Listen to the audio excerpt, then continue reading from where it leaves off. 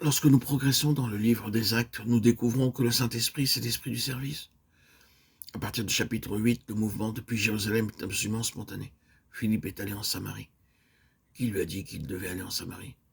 Sans nous tromper, nous pouvons dire que c'est le Saint-Esprit qui l'y a conduit. Les croyants agissaient sous le contrôle souverain du Saint-Esprit. C'est l'esprit du service. Il les introduisait dans ce domaine.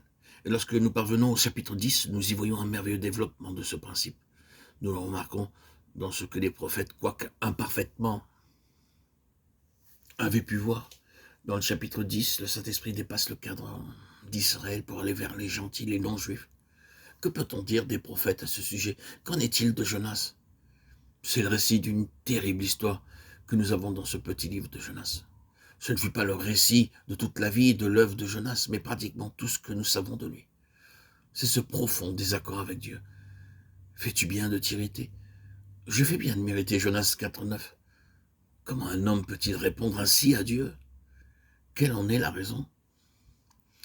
C'est parce que dans sa grâce immense, Dieu déclarait « Il ne doit pas y avoir d'exclusivisme. Je ne suis pas uniquement préoccupé par Israël. Mon cœur aime aussi les païens, le monde tout entier, l'objet de ma grâce. » Jonas était tellement exclusif.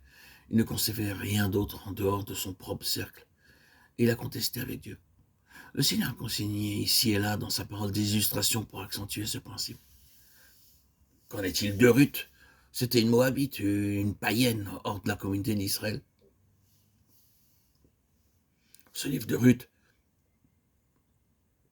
est une des plus belles histoires d'amour de la Bible. Et que nous dit le Seigneur? Considérons la généalogie du Seigneur Jésus. Et nous y découvrirons Ruth, la Moabite. Mais si c'est un fait qui peut nous impressionner, que dirons-nous donc de Rahab, la prostituée? Celle qui habitait dans la ville de Jéricho, qui a manifesté sa foi en suspendant un fil de cramoisi à la fenêtre. Et cependant, dans la généalogie de Jésus-Christ, Rahab, la prostituée, y occupe une place. Que veut nous dire le Seigneur ici? En fait, il transpose dans la nouvelle dispensation le principe de l'œuvre prophétique du Saint-Esprit à travers l'Ancien Testament. Dans Acte 10, il l'introduit concrètement. C'est comme s'il disait « Allez vers quiconque qu'il n'y ait pas d'exclusivisme ». Il est impossible d'être des gens gouvernés par le Saint-Esprit sans avoir le monde dans notre cœur, sans être concernés par tout le peuple de Dieu et par ceux qui ne font pas partie du peuple de Dieu. Il désire que cela soit ainsi.